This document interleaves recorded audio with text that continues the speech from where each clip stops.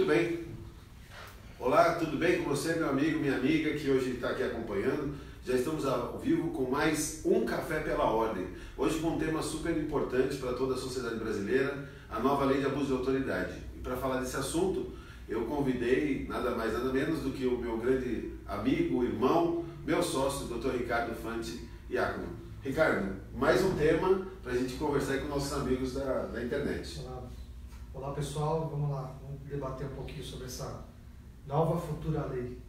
Essa lei, ela foi aprovada agora mês passado, vocês acompanharam toda a celeuma que se envolveu esta lei, né? Porque houve aprovação pelo Congresso, houve uma série de vetos pelo Presidente da República, esses vetos foram derrubados na sua grande maioria também pelo Congresso, que promulgou essa lei de abuso de autoridade, que recebeu o número, né? 13.869, 869 de 2019. Essa lei que entra em vigor 120 dias após a sua publicação, então a gente vai ter o início da sua vigência só no ano que vem. A partir do final de janeiro é que a gente vai começar a trabalhar efetivamente com essa lei. Mas já tivemos algumas reações, não é? Sim, sim. Importante já, logo de início, trazer a grande celeuma que existe quanto a essa lei. Aqueles que são contra a lei, qual a argumentação que eles trazem, né? E curiosamente a força maior contra essa lei vem dos juízes, né? Existem membros do Ministério Público, da própria polícia, mas assim, a grande massa que está contra esse projeto são os juízes, né? E a grande desculpa absolutamente esfarrapada que eles têm dado para desmerecer, denegrir essa lei, que é o tal do combate à corrupção, né? Como sempre, né? Fica fácil, né? Toda hora se fala do tal combate à corrupção, e aí a sociedade fica empolvorosa.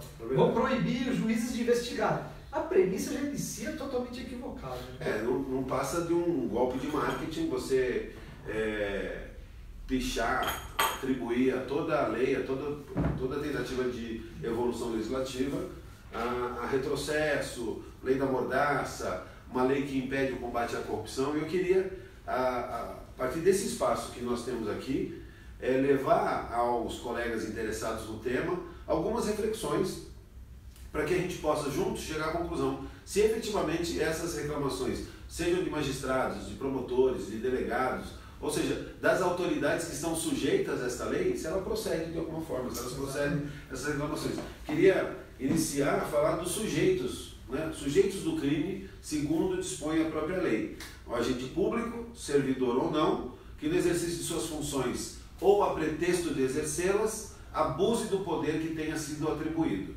Isso engloba tanto servidores públicos, civis e militares, membros do poder legislativo, membros do poder executivo, membros do poder judiciário, membros do Ministério Público e também os membros dos tribunais ou conselhos de contas dos estados e dos municípios. Então nós temos aqui uma série de agentes públicos que estão sujeitos a esta lei de abuso de autoridade, não é? Exatamente. Para complementar a fala dos que são contra essa lei, eles têm chamado a lei de abuso de autoridade de Estatuto da Impunidade. Né? Seria a impunidade por quê? Porque impediria a persecução penal, impediria que os agentes públicos punissem os culpados pelos crimes? É essa a ideia? A ideia deles é essa, que eles vão se sentir melindrados, com medo. Mas eu queria, antes de começar, a gente fala da lei, eu sei que o nosso tempo é curto, mas eu queria... Tem um artigo no Conjur, eu não vou dar nome para não dar publicidade a isso aí, mas quem quiser procurar no Conjur, um texto de 2 juízes, que eles chamam a lei de abuso de autoridade de lei da impunidade, Estatuto da Impunidade. Mas tem algumas premissas que eles utilizam aqui que são estarrecedoras. Tem um dado momento que eles dizem assim, ora, se o processo penal já acaba com a vida de pessoa honesta, e é uma verdade, né? O processo penal é uma carga para todo e qualquer cidadão, seja culpado ou inocente, né? Mas olha que esses magistrados entendem, olha o nível. Ora, se o processo já acaba com a vida de uma pessoa honesta, imagine um magistrado, ou seja, eles são muito mais na visão deles do que pessoas honestas. Mas eles não têm o menor pudor em falar, né?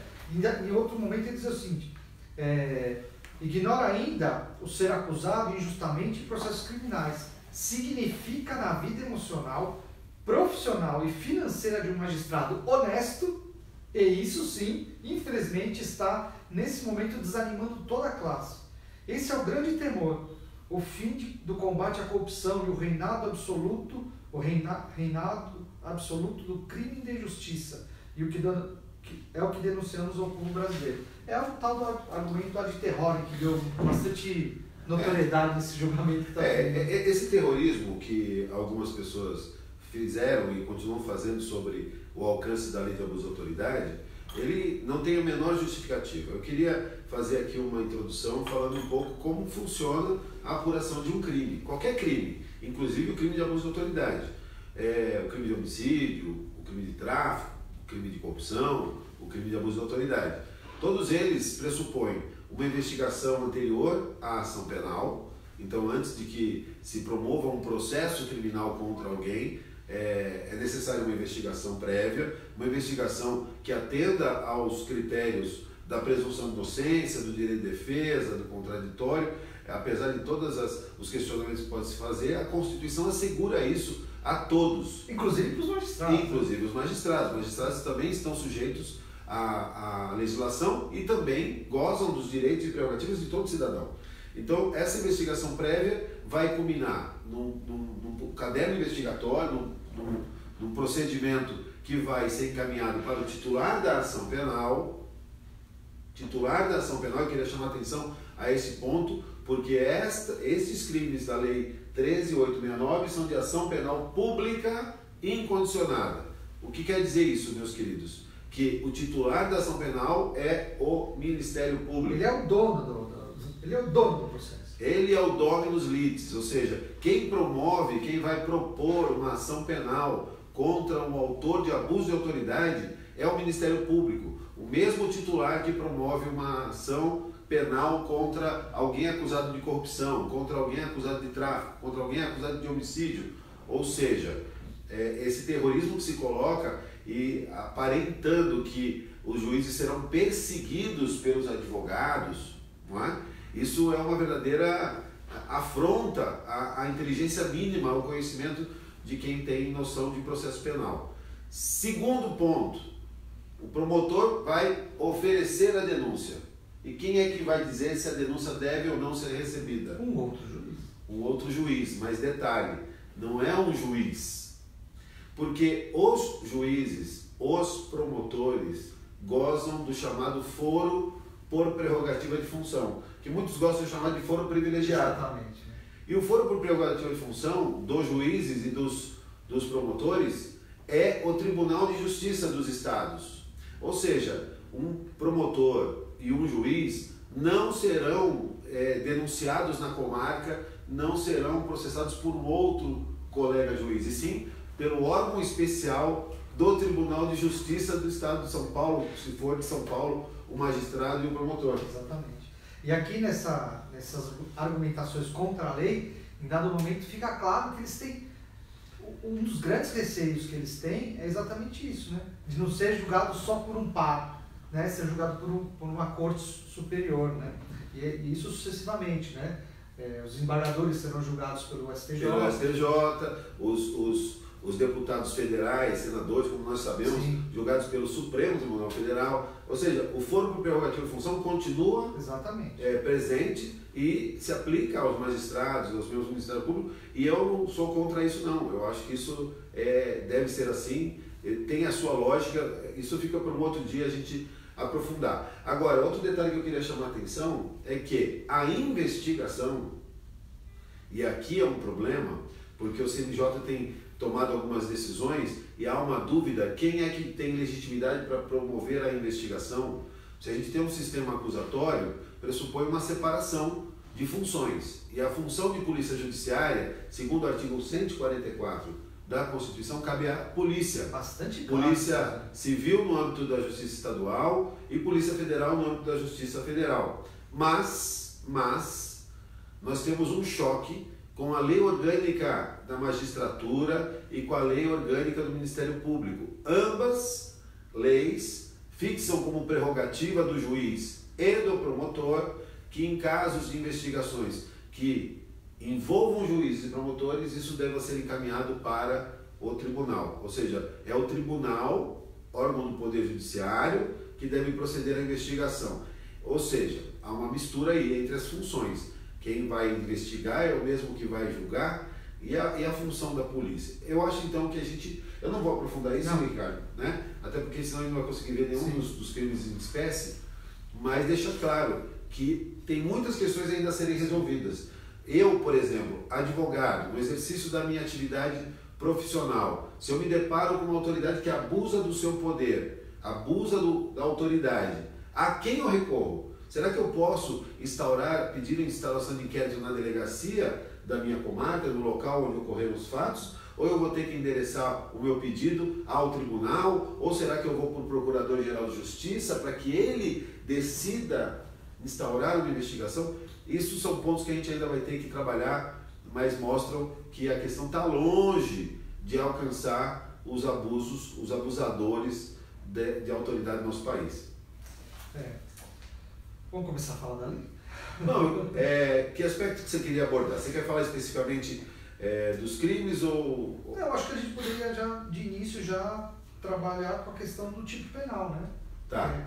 O que exige esse tipo penal? Perfeito. O artigo 1º diz assim: essa lei define os crimes de abuso de autoridade cometidos por agente público, servidor ou não, que no exercício de suas funções ou a pretexto de exercê-las, abuse do poder que lhe tenha sido atribuído. Parágrafo 1º, e aqui é o ponto que eu acho interessante de iniciar. As condutas escritas nessa lei constituem crime de abuso de autoridade quando praticadas pelo agente com a finalidade específica de prejudicar outrem ou beneficiar a si mesmo ou a terceiro, ou ainda por mero capricho ou satisfação pessoal.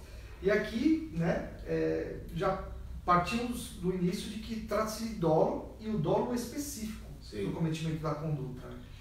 Para quem está acompanhando, acho que é bom explicar, né? Existe uma diferença entre culpa e dolo. Sim. Culpa é algo que a pessoa faz por negligência, imprudência, imperícia, ou seja, ela não tem intenção dirigida para praticar aquele resultado. Já o dolo não, o dolo exige uma conduta consciente, ou seja, dolo específico. Está falando, olha, ele quer praticar o resultado e está colocando quais são as finalidades específicas.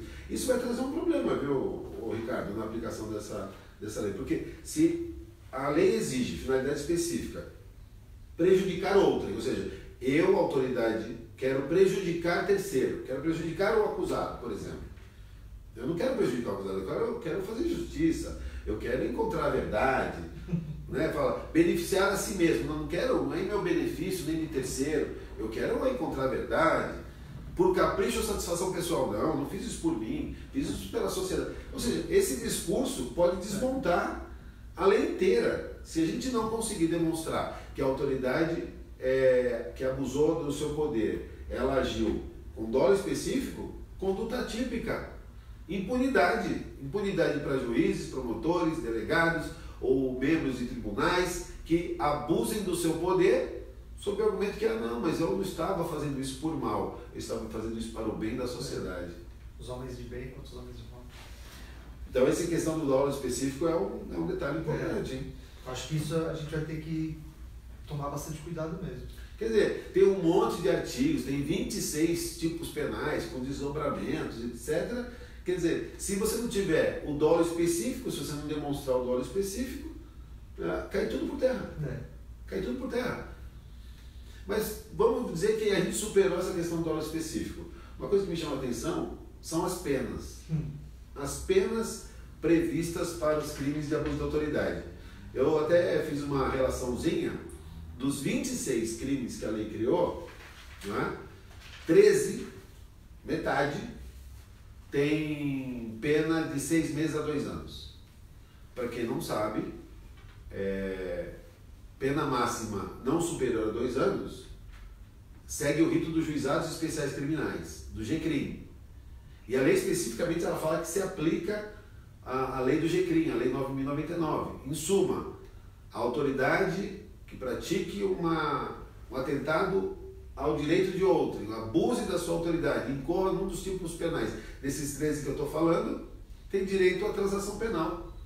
Transação penal que pode ser o pagamento de uma cesta básica, uma prestação detalhe, né? uma multa. O que eles mesmos criticam porque eles falam que isso causa impunidade. E eles agora vão se valer da própria argumentação de que eles acham que não cabe.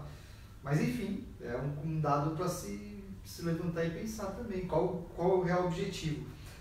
Como eu, particularmente, não acredito que a quantidade de pena ou a punição em si vai fazer com que o juiz pare de ser autoritário ou abusador, sendo 1 mês, 1 ano ou 10 anos, na minha concepção, essa questão da prevenção geral, da pena, não cabe mais no atual direito penal moderno.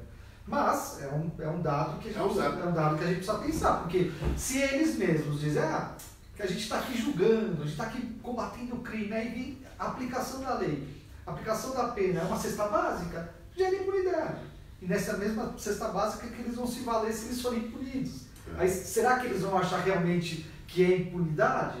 Porque o GCRIM, né, para quem está nos acompanhando, é importante saber que não gera antecedente criminal, não é admissão de culpa. Fazer uma transação penal não gera nenhuma consequência penal. É um benefício legal de matar o processo criminal, ou seja, já tem um problema aí.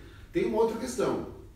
A outra metade dos crimes, com exceção de um, né, os outros 12 crimes, eles têm pena mínima de 1 ano. Então, a pena de 1 a 4 anos. Pena mínima de 1 ano. Pena mínima de 1 ano dá direito à suspensão condicional do processo. Eles vão comparecer mensalmente no fórum? Espero que sim. Espero que compareçam diariamente. Pelo menos aí talvez isso acelere os julgamentos dos casos. Quem sabe, né? Não vamos trabalhar em home work, em home office. Mas a questão é a seguinte, 1 a 4 anos cabe suspensão condicional do processo, também da Lei 9.099. Então, o processo fica suspenso e também, se eles cumprirem esse tempo de suspensão, que é de 2 anos, também extingue a punibilidade. Mas seria engraçado, seria interessante. Já pensou fazer que nem é o Juizado Especial Criminal aqui em Guarulhos, por exemplo, e que numa audiência tem 30 acusados, aí todos sentam, vai 30 juízes sentadinhos, tudo, e o juiz fala assim, a pena para todos vocês vai ser... Você também tem imaginação, mas você acha que vai acontecer um negócio desse. Mas olha, só para encerrar essa parte de pena, pena máxima 4 anos. Vamos dizer que nada disso aconteça. Não aconteceu condenação, não aconteceu suspensão, eles foram condenados. Até 4 anos cabe substituição da pena. E a lei, ela expressamente descreve qual é a prestação, a pena substitutiva a ser aplicada nos casos de abuso de autoridade. Ou seja, eles têm um tratamento diferenciado. Não se aplica a regra geral do Código Penal. Por exemplo, quando você... imagina que nós, cidadãos, assim, que não temos foro privilegiado, não somos autoridades. Se nós formos condenados a uma pena de até 4 anos, o juiz pode substituir por exemplo, prestação de serviço à comunidade. Pelo tempo da pena. Se a minha pena é 3 anos, 3 anos de prestação de serviço à comunidade. Bem, essa lei ela limita a prestação de serviço à comunidade da autoridade abusadora de 1 a 6 meses, pouco importando qual é a pena que ele receba. Então, imagina, alguém que seja condenado a uma pena de 3, 4 anos terá direito à substituição dessa pena por prestação de serviço que pode ir de 1 mês até no máximo 6 meses. Ou seja, a lei até na substituição ela favorece a autoridade. Não é? Impressionante. Mas... E a perda do cargo? Você fala, mas perda do cargo. Perda do cargo só em caso de reincidência. Só em caso de reincidência. Né? Então, olha aí. Então, mas já que a gente falou bastante das questões gerais, vamos falar de alguns tipos específicos? Assim, já aconselhamos a todos que leiam bastante essa lei, estudem essa lei, para quando entrar em vigor todos terem ciência do que está acontecendo. São muitos artigos, muitos incisos, é bastante extensa até essa lei, e assim, não daria para a gente falar tudo aqui. A gente separou em alguns blocos aqui de alguns temas que a gente acha importante trabalhar. Aqui a gente meio que traçou um bloco aqui que a gente está falando dos crimes contra a tortura. Na verdade é uma analogia que a gente faz com situações que, no meu modo de entender, configuram tortura clássica. Sim. Do artigo 9º ao 15, trata de situações em que entendo que está caracterizada a tortura. Por exemplo, o artigo 9º, decretar medida de privação de liberdade em manifesta desconformidade com as hipóteses legais. Ou seja, o juiz decreta a prisão de alguém não estando presente os requisitos. Ele está cerceando talvez o bem mais fundamental que o ser humano tem, que é a liberdade. É verdade. Isso é tortura pura. No parágrafo único, incorre-se na mesma pena quem deixar de, ao contrário, relaxar a prisão manifestamente ilegal, substituir a prisão preventiva, ou seja, são circunstâncias em que o juiz, com dolo, aí a gente vai trabalhar com dolo ou dolo específico, de forma dolosa, deixa de garantir ao cidadão a liberdade. Você acha que aplica aí, naqueles casos que vazaram aí, a tal da Vaza Jato, em que deliberadamente os membros do Ministério Público pensam em prender pessoas para compeli-las a fazer a colaboração premiada, ou prender pessoas para que um parente se entregue, forçar uma localização de um foragido? Eu não tenho a menor dúvida. A própria delação premiada eu já entendo que é uma tortura. E nos casos em que a prisão preventiva é decretada com o claro objetivo de que a pessoa delate, é a tortura mais moderna, vamos dizer, que tem. Nesses casos se encaixaria perfeitamente. Mas tem outras condições, não só dessa. Por exemplo, decretar a condição coercitiva de testemunha ao investigado manifestamente descabida ou sem prévia intimação de comparecimento de juízo. A lei fala isso. Já tem uma lei que fala isso. Não pode. Isso foi usado de forma bastante exagerada, né, pelas operações da Polícia Federal. O Supremo se manifestou e agora realmente acho que a lei de abuso de autoridade põe uma pedra nesse assunto, né? A coação, a condução coercitiva sem uma prévia intimação, ela é não só ilegal, como configura abuso de autoridade por quem a determina, não é? Eu acho que isso é um avanço. Aliás, eu queria fazer esse parênteses, né? Apesar de todas essas críticas que a gente faz sobre a aplicabilidade ou não dessa lei, que eu acho que ela vai ficar uma lei ainda com pouca aplicabilidade, mas eu acho que é um avanço cultural, da cultura do nosso processo. Ela traz realmente algumas questões importantes para o nosso sistema, para dar efetividade à presunção de inocência, ao direito de defesa, não é? Ao respeito aos direitos de quem é investigado. Não é? Falando em presunção de inocência, a gente pode, numa próxima oportunidade, debater sobre a presunção de inocência. É muito importante, é um tema. O negócio está palpitante. Por exemplo, o artigo 13 da lei. Constrangimentos ao preso. Não é?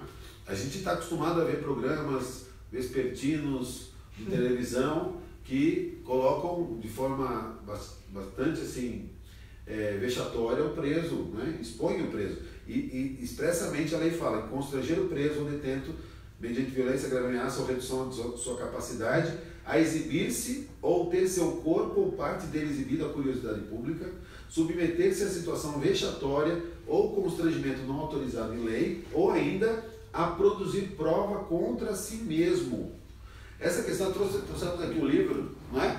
Da professora Elizabeth Queijo, Maria Elizabeth Queijo, que ela fala do direito de não produzir prova contra si próprio, contra si mesmo, o princípio do nemo tenetur si detegere. É uma leitura obrigatória para quem atua na área, não é? Não só na área penal, mas especialmente na área penal, porque assim é direito sagrado do cidadão não ter que produzir prova contra si próprio. E a lei ela vai, e tem mais ainda a questão do, lá mais no final da lei. O sigilo profissional, né? Ah, sim. O sigilo profissional que afronta o Estatuto da Advocacia, no artigo 15, quando diz constranger a depor sob ameaça de prisão pessoa que em razão de função, ministério, ofício ou profissão deva guardar segredo ou resguardar sigilo. Isso é afronta clara ao Estatuto da Advocacia. Não só isso aplica-se obviamente à advocacia, não só à advocacia, porque estão protegidos pelo sigilo também aqueles padres, pastores, psicólogos, médicos, psiquiatras, ou seja, todo aquele profissional que tem que resguardar o sigilo profissional não pode ser compelido a revelá-lo, não é? Ainda mais sob coação. Mas ainda, voltando à questão da exposição do preso, da presunção de inocência, o artigo 38 eu achei fantástico, porque ele fala o seguinte: antecipar o responsável pelas investigações por meio de comunicação, inclusive rede social, atribuição de culpa antes de concluídas as apurações e formalizada a acusação.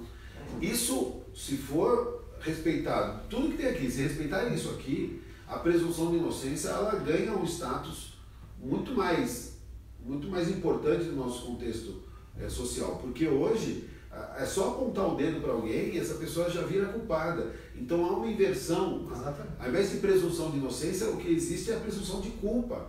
Se exibe alguém na televisão como um troféu... Aquele fetiche, né, do policial pegando a pessoa pelo cabelo, levantando o rosto dela. Exatamente. Uma aberração, enfim.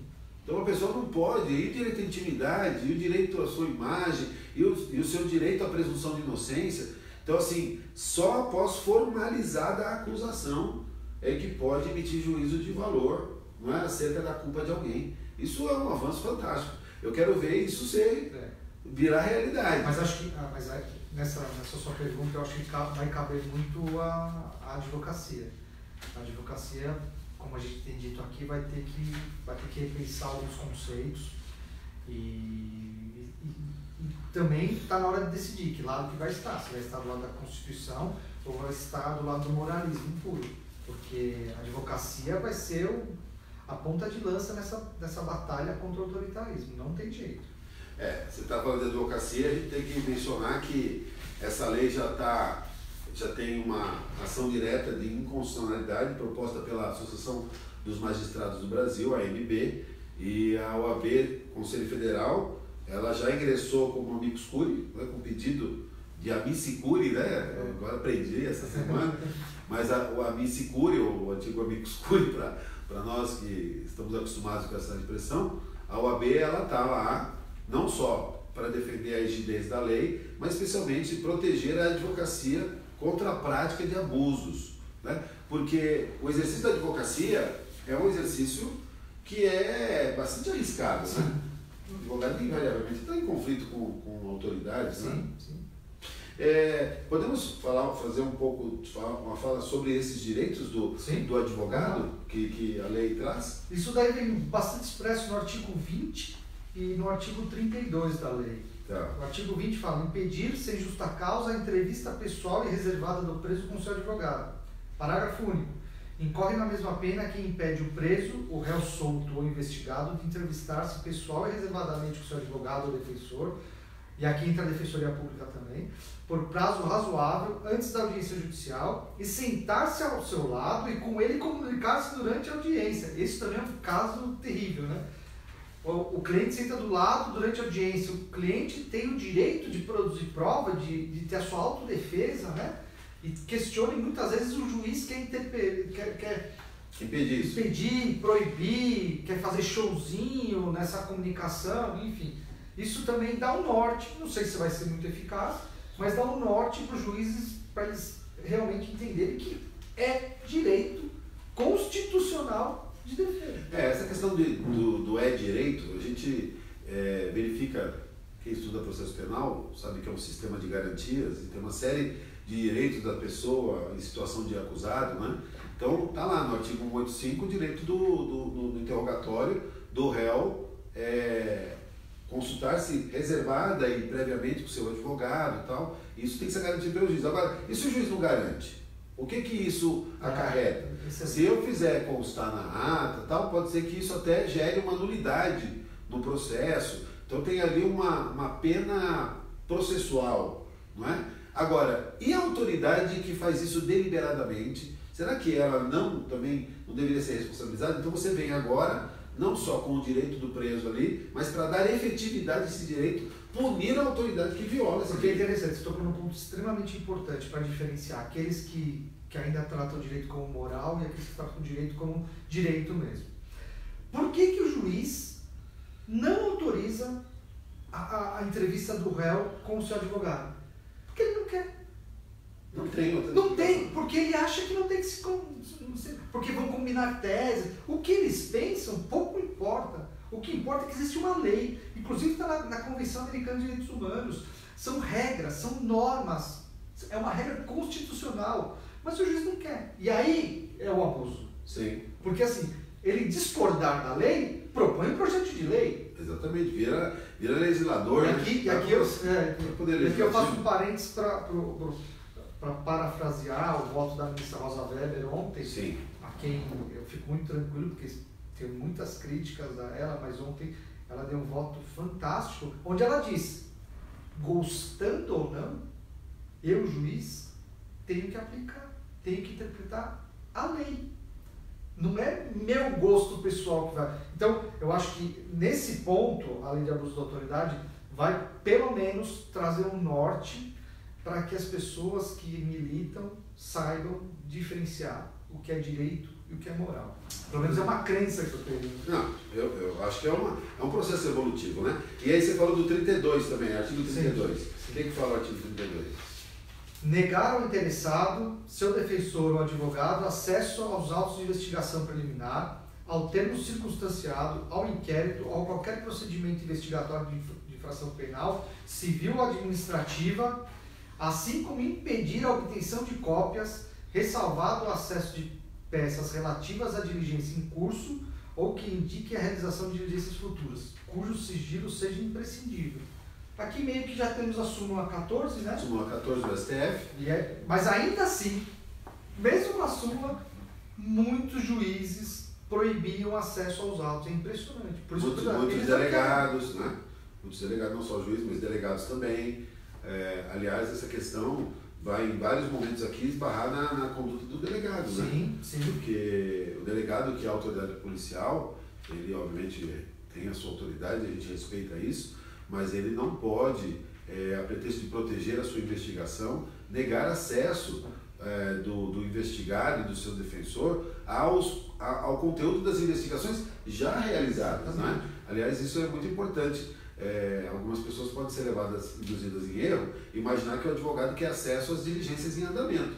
Por exemplo, eu não tenho acesso, eu não sei se o meu cliente está sendo interceptado telefonicamente. A gente pode estar falando aqui, tem um cliente nosso sendo interceptado, está tendo uma busca apreensão na casa dele agora. Essa é uma diligência sigilosa que a gente só vai ter acesso quando ela for concluída. Agora, se já foram ouvidas testemunhas, foi reduzido isso a termos, tem que estar no caderno investigatório e a defesa tem que ter direito, porque não é o advogado que tem curiosidade de saber, no exercício da sua atividade profissional ele precisa das informações para defender bem. Ainda com relação a isso, o artigo 29 também ele fala sobre prestar informação falsa sobre procedimento judicial, policial, fiscal ou administrativo com o fim de prejudicar o interesse do investigado. Então também você chega na repartição pública, na delegacia, no fórum, vai pedir acesso ao processo, fala que o processo não está lá, criam algum tipo de empecilho para que você não tenha acesso, te prestam informação falsa, o processo não está disponível. Esse tipo de informação falsa, se você conseguir demonstrar que foi feita intencionalmente para prejudicar o direito do investigado, é crime. É crime. Não é? Porque não só nega o direito ao exercício do direito de defesa, como obsta uma garantia constitucional de todos, não é? Então, aqui vem mais uma vez. O que mais que a gente poderia falar sobre direitos? Tem tempo ainda? Vamos entender um pouquinho mais, né? Uma coisa que eu acho interessante, você já tocou nesse ponto, e acho que cabe a pergunta aqui, no início a gente começou a falar quais eram os argumentos contra, né? Sim. Vai impedir o combate à corrupção. Desse pouquíssimo que a gente falou até agora, o que isso interfere no tal do combate à corrupção? Em nada. O que atrapalha? E o que causa espécie, você já leu, já mencionou o artigo 38, que fala antecipar o responsável pelas investigações por meio de comunicação, inclusive rede social, atribuição de culpa e tal. São os casos invariáveis que o delegado começa a investigar e fala, tal fulano é culpado. Mas a gente teve um caso recente, né? Não vou falar aqui no Brasil, então foi na Áustria, uma dessas operações midiáticas, famosíssimas, lava alguma coisa, em que o juiz da causa Um mês depois de iniciadas as investigações, vai para a imprensa, um mês depois de ter iniciado as investigações, num caso complexo desse, vai na imprensa e diz: descobri o maior caso de corrupção do país. A pergunta que fica é a seguinte: qual sentença um juiz desse vai dar? E será que essa lei de abuso de autoridade, nesse ponto, não vai, pelo menos, esclarecer a sociedade, aos intérpretes da lei, aos que participam desse jogo processual, que tem que ter limites? O juiz pode muito, mas não pode tudo. Exatamente. Parafraseando o que o Lenny Streck falou no julgamento, né? Na sustentação oral dele. Então, assim, eu acho que a gente tem que partir de alguns limites, alguns freios. O judiciário está muito poderoso. Eu acho que não é assim que funciona numa democracia. O juiz ele vai dar a última palavra, ele vai decidir, mas o juiz tem que ser equidistante do processo. Quando a gente vê o juiz dizendo, por exemplo, nesse arremedo de legislação, o Congresso Nacional, mais uma vez, transformou os juízes em réus. E os estupradores, homicidas, latrocidas, traficantes, corruptos, corruptores e outros bandidos, mais em verdadeiras divindades supremas, intocáveis e inatingíveis. Quando a gente ouve o juiz falando isso, me dá um frio na espinha de imaginar, Deus o livre ser acusado e cair com um juiz desse para me julgar. Eu acho que a gente pode ir encerrando nossa reflexão de hoje, esse bate-papo rápido, sem pretensão de esgotar o tema ou de falar, dar a última palavra sobre qualquer tema. Estamos abertos a críticas aqui, mas o nosso objetivo é fazer essa reflexão. Não é? Para que serve o Poder Judiciário? Para que servem os órgãos de persecução penal? Eles estão para proteger a sociedade ou para deixar a sociedade empolvorosa? Para deixar todo cidadão inseguro, não é? Se efetivamente são respeitados os freios e contrapesos do Estado Democrático de Direito. No Estado Democrático de Direito, todos devem se curvar à lei. Todos, sem exceção. Isso se aplica aos juízes, aos promotores, aos delegados, aos governantes, aos advogados, a todos nós. Então, assim, regular como que o processo deve ser encaminhado, isso é algo básico de um Estado de Direito. Aqui eu vou, para finalizar, vou parafrasear o genial Auri Lopes Júnior, quando ele diz: punir é um ato civilizatório, mas para punir você tem que garantir punindo e punir garantindo. Ou seja, a forma do processo é garantia. E quando a gente ultrapassa as formas, a gente incorre no abuso de autoridade. E perde a legitimidade. Né? E aí tudo que vem depois disso é arbítrio, é autoritarismo, e a gente já passou por isso. Espero que não estejamos passando mais por isso, mas enfim, eu acho que está no momento também, repito, de nós, advogados, termos consciência de que temos que enfrentar esse desafio de combater o autoritarismo. E essa lei de abuso de autoridade, em que pese algumas questões de que usar o direito penal para mais pena, mais punição, enfim, eu acho que vale a pena a gente se debruçar nessa lei e usar ela como uma ferramenta contra o autoritarismo. Vai depender, eu acho que em grande parte da advocacia. Sim. Saber exigir o cumprimento dessa lei, acionar o poder público para que, nos casos de abuso, efetivamente a lei seja aplicada. Bem, gente, então eu quero agradecer ao Ricardo. Eu agradeço mais uma vez a oportunidade. Eu quero agradecer a todos vocês que acompanharam mais esse Um Café pela Ordem. Dizer que temos novidade vindo aí, estamos nos preparando para fazer que o Café pela Ordem também seja um podcast para que você possa ouvir no trânsito, no seu celular. Ou seja, espero que a gente possa, com isso, trazer reflexões e juntos ajudarmos a mudar a sociedade, essa realidade que a gente vive tão difícil para o exercício da advocacia. É isso aí, o nosso objetivo é fomentar o debate. Um abraço.